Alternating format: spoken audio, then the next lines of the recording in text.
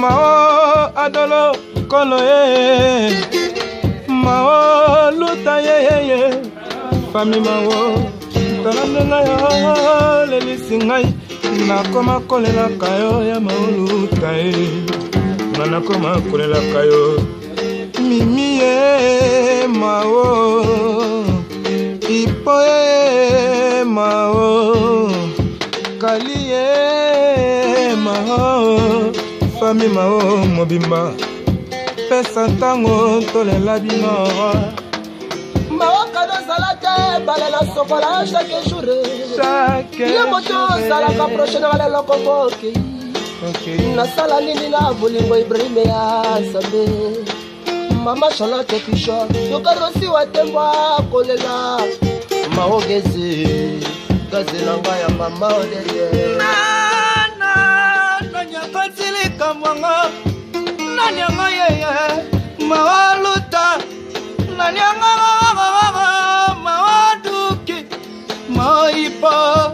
Etani twinge Igetse sama Nanyanga koti Ilika mwanga Yangara Mama Charlotte Pigeon Vertana lombe Nanyanga ye Rike sala Nalele Fremanga na we Nalele Mamanga na we La voix des sages Maoluka Maipa Madukie Eyo tindelanga mbote Nazana musika ye Mao luta Ipo mao Donc tu habites quoi Comment vous allez vous êtes toujours dans la Katia nous ça oui d'accord donc on est mon rêve quoi bah non c'est bien improvisation quoi donc c'est un peu ça quoi système assez quoi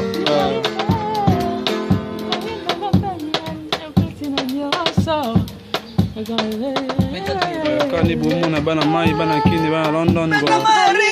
c'est improvisation tout ça quoi vous avez ma grande bingande une preuve quoi donc à Londres botala makamoni donc ende quoi vous avez makamoni GDG au monde là makamoni de pesa ma donc tout ça quoi Maël tout les makamoni ma grande bingande d'Azoloba tout ça quoi donc improvisation et mata tout ça là makamoni mingi sengelaki vraiment Nzambe na possibilité de Maman Charlotte Pigeon donc tout ça passe bien donc on est là, il n'y a pas de souci donc je vous salue tout le monde qui nous regarde ce soir donc on est là quoi donc c'est ça quoi donc on est Makambo quoi c'est un peu ça quoi on est là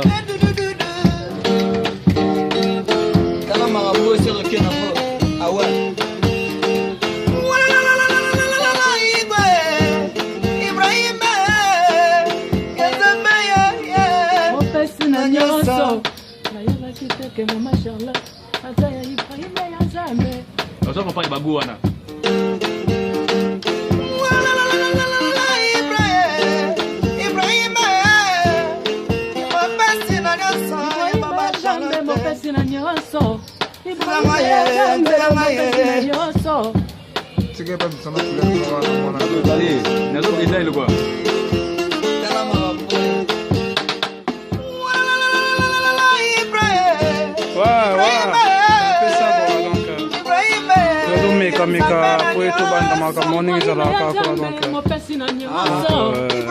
on est de traiter des voix, on est de traiter tout parce que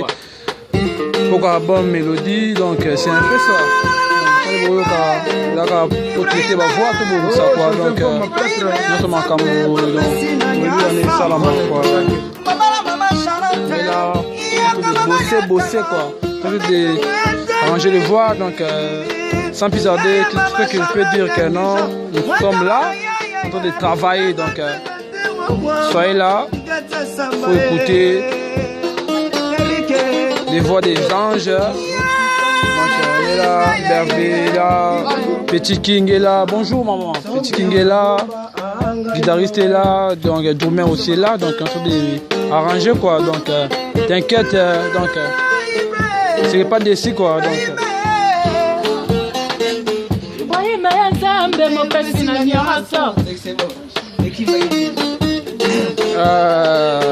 Yamoni Makambo, Sharon, I love you so much.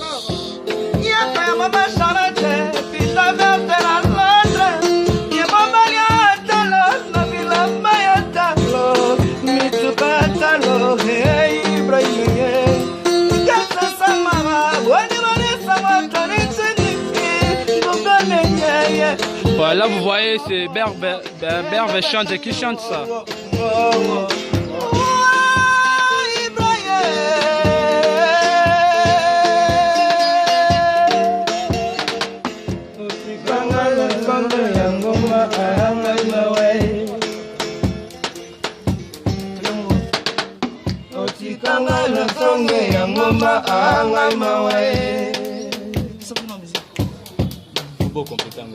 Otikanga na songe ya ngomba ahangai mawai Pusa tasha love koma kiti na sa aibai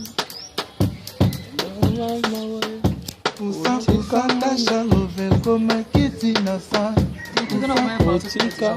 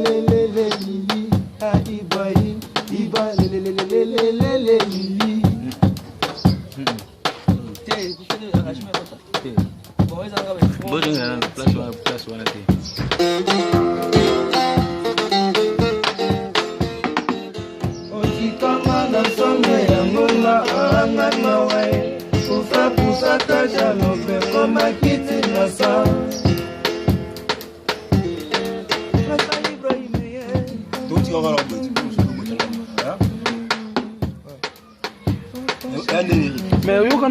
faut que notre nation